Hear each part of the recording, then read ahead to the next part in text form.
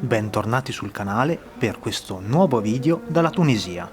Dopo Tunisi, El Jem e Sousse sono arrivato con un louage a Kairouan. Questa è una delle città più sacre per l'Islam. Qualcuno la mette al quarto posto, qualcuno dopo. Comunque è molto più di questo, perché qui non ci sono solo moschee e mausolei, anche se i luoghi di culto sono decisamente tanti. Addirittura, secondo qualche fonte, dovrebbero esserci tra le 135 e le 180 moschee. Comunque dicevo che non mostrerò solo questo, ma esplorerò tutta la Medina, dalle parti più turistiche a quelle più nascoste, fino ad arrivare a dei siti assurdi, come queste vasche costruite nel III secolo, che venivano usate per raccogliere l'acqua. Quindi toglietevi le scarpe per entrare nelle moschee e preparatevi a questa nuova avventura. E se non lo siete già, vi chiedo di iscrivervi al canale per aiutarmi a crescere e a continuare a portare nuovi contenuti sul canale. Carissimi, buon pomeriggio da Kairouan. Sono arrivato qua con un louage da Sousse che ci ha messo più o meno un'oretta, poi piccola camminata in cui ho visto delle cose che non penso vi farò vedere, o comunque devo censurarle per non rischiare un ban da YouTube. Comunque, Kairouan è la quarta città più sacra per l'Islam, dopo la Mecca, che ovviamente non ho visitato perché non è aperta ai non musulmani, Medina e Gerusalemme, queste due invece le ho già visitate. Adesso ho appena fatto il check-in in appartamento, che è abbastanza carino, totalmente fuori prezzo però, ci sono veramente pochissimi hotel qui a Kairouan e sono pronto per iniziare a esplorare la città. La prima tappa è il mausoleo Abu Zama al-Balawi, conosciuto anche come Moschea del Barbiere, perché il compagno di Maometto, morto nel 655, venne sepolto qui con dei peli della barba di Maometto. Abbastanza particolare. Comunque il complesso attuale è stato ristrutturato e ingrandito nel XVII secolo. Il sito è costituito da moschea, mausoleo, magazzini e anche appartamenti. Questa è la tomba, ma dentro non si può entrare, solo musulmani. Mi è piaciuto particolarmente vedere i ragazzini e ragazzine che apprendevano gli insegnamenti dai maestri.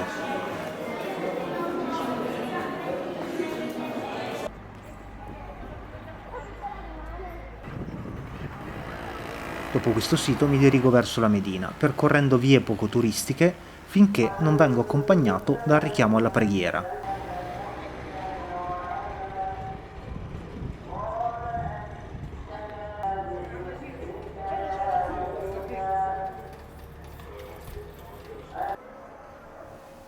Mentre esploro il centro vi racconto un po' della storia della città, perché è molto interessante.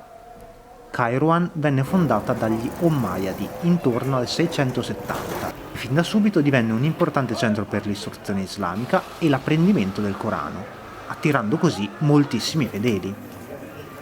La città fiorì nel IX secolo sotto gli Aglabidi.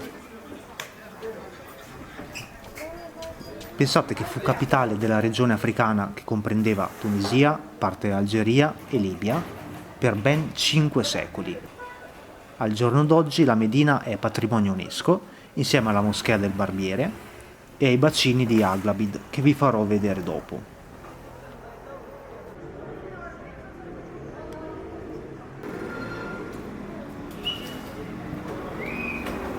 Questo è un mausoleo chiuso che visiterò domani.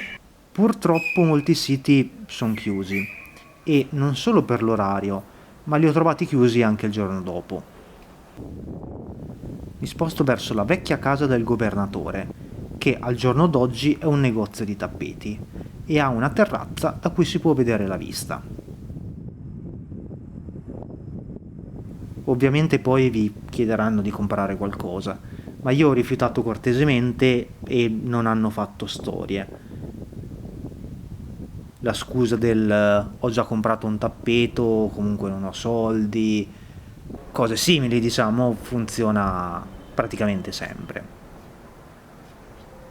Anzi, il signore è stato talmente gentile da farmi vedere anche il resto della casa, che è veramente straordinaria.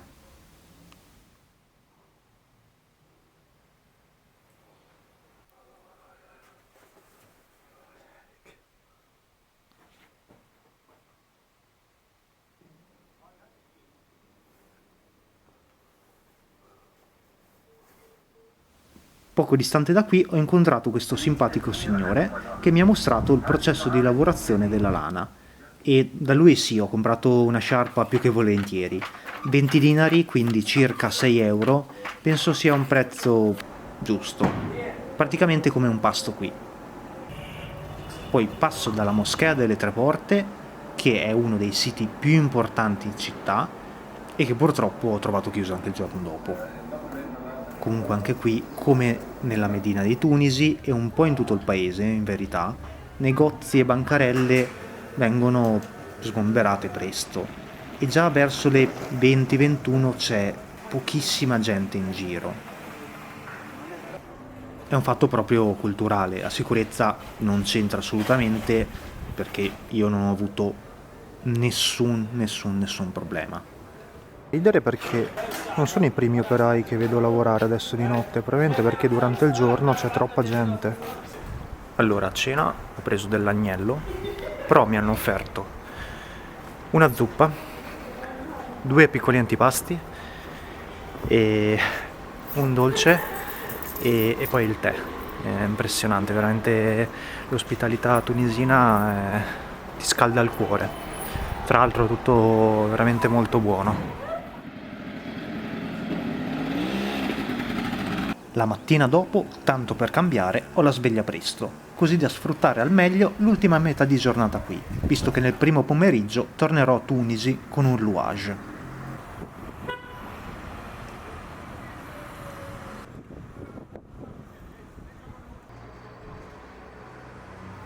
La prima tappa di oggi è la Grande Moschea, costruita nel 670 e considerata quindi il monumento più antico della regione e uno dei luoghi di culto più vecchi di tutto il mondo islamico.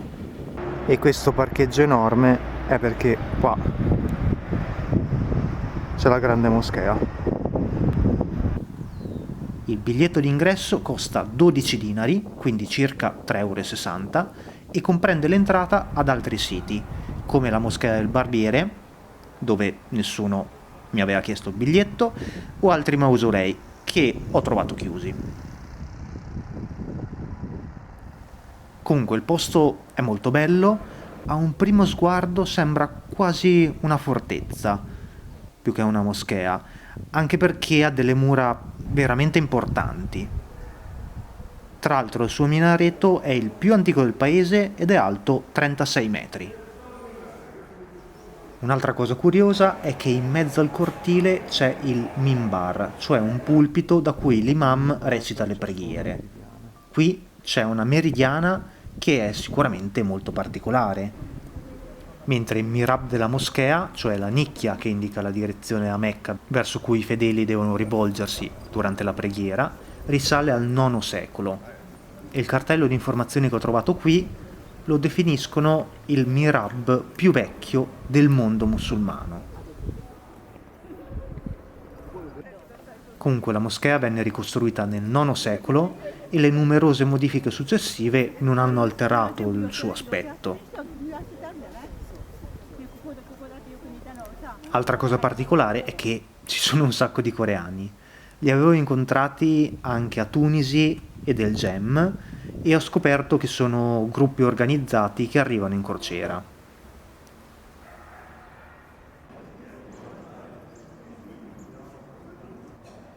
Guardate anche queste iscrizioni e la pietra capovolta, quella a sinistra.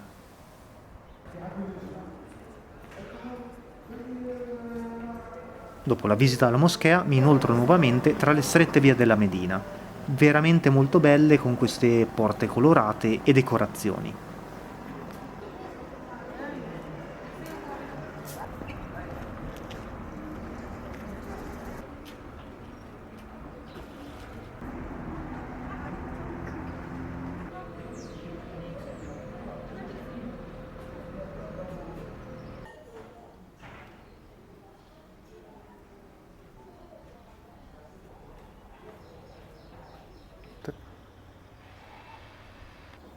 Arrivo nuovamente alla Moschea delle Tre Porte, che come ho già detto prima ho trovato ancora chiusa, ma me la godo da fuori, visto che risale all'866 ed è la più antica moschea con la facciata scolpita al mondo.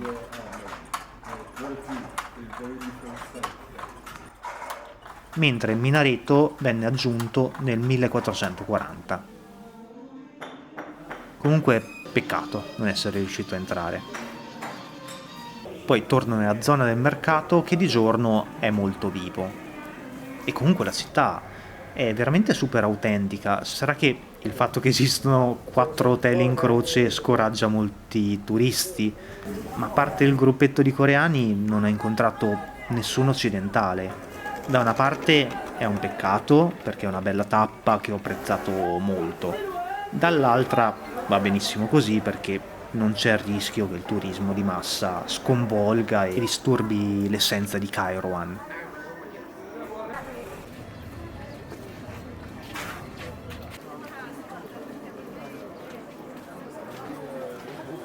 L'unica cosa che mi ha dato fastidio appunto è che i siti di interesse sono quasi tutti chiusi. Ma a parte questo sono rimasto molto contento di questa visita. C'è proprio una bella atmosfera qui.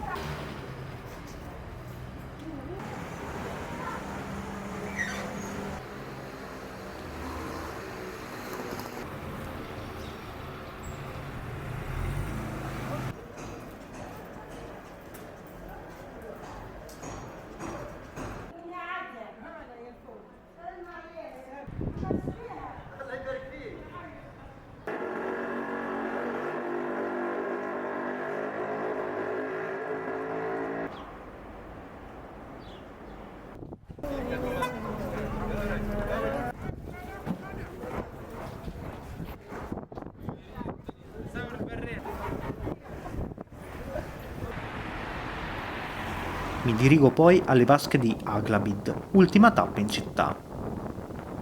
Prima cosa sono enormi e poi vennero costruite nel III secolo per raccogliere l'acqua dalle montagne vicine. Ogni vasca grande è affiancata da una più piccola. Una serviva a purificare l'acqua, mentre l'altra la conservava. Poi questa veniva inviata al centro città tramite acquedotti.